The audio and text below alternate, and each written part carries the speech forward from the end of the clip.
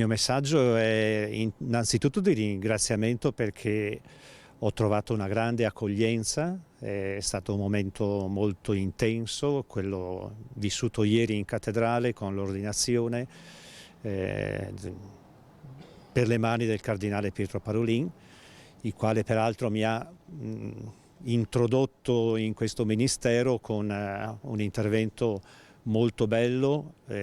quanto anche altrettanto impegnativo, ma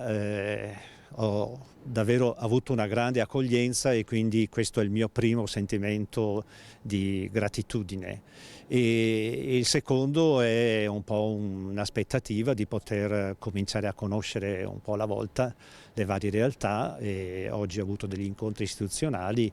e penso nei prossimi giorni di avviare il cammino soprattutto con il clero e le altre realtà anche della città di Vicenza. Lo spirito è quello della disponibilità a mettermi in ascolto di una situazione sia cittadina come più ampiamente poi di una realtà della provincia di Vicenza o su questo ambiente, questo territorio in cui insistono le varie comunità ecclesiali, e quindi il mio atteggiamento in questo momento è quello appunto di ascoltare e di conoscere.